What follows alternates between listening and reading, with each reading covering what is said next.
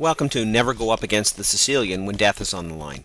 We're going to be looking here at a friendly game played last night at my chess club here in Canada, and I'm being schooled on B50, which is the traditional Sicilian. My opponent's name is Bruce. Again, this is just a friendly game, no tournament or anything on the line except for a little bit of humility. Essentially, we're looking at, again, the first four moves do demonstrate a traditional Sicilian. Knight to c6 for him is pretty significant. This is an alternate line where I kind of wished I'd gone a little more aggressively after that knight. I want to rewind the tape and show you what did actually happen. Now, in a sec, you'll see that c4 is the actual move that occurred.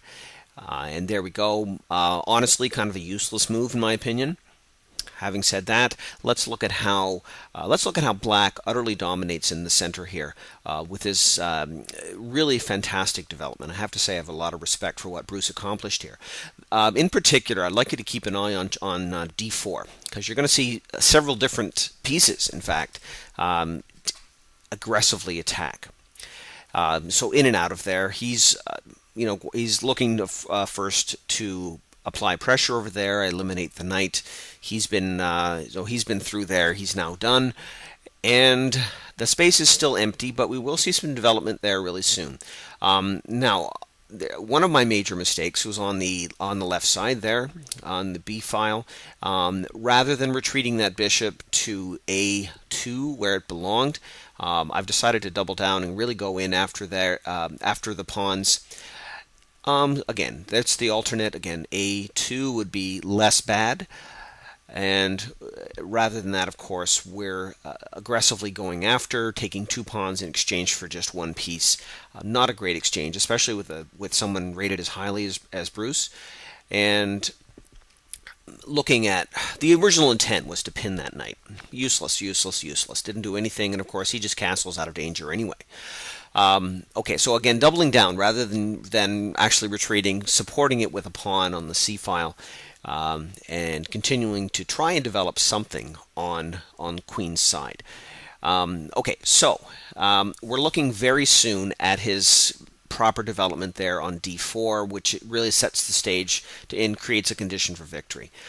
Bishop is attacking quite effectively there. You see that both the knight and the bishop for Black have access to d4 with very little viable attack from me. So he, of course, swings over, grabs my knight to make that space a whole lot safer for him. In a minute, you're going to see that he moves the bishop into place on d4 and continues his attack. In the short term, there's a couple of exchanges of pawns, trying desperately to defend them, not working out very well for me. So at this point, that space d4 is wide open again for that bishop to come in. He's looking to make an attack here in a moment that is actually quite brilliant. You'll see in a sec that White's queen, mine, does avoid disaster by essentially moving out of the way, because his attack there from that bishop onto the king would have been check, and the rook would have captured the queen. So now defending against the queen on the A file. Having to move the rooks up, bad idea, because of course it leaves that back file.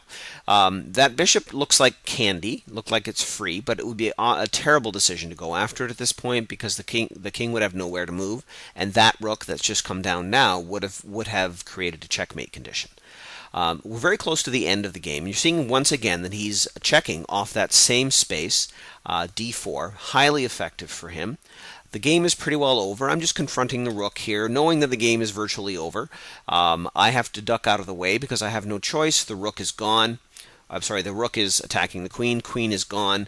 And at that point, I have pretty much resigned, and we've moved on from there. So keep an eye on d4, keep an eye on the Sicilian development, and check out chessgames.livejournal.com.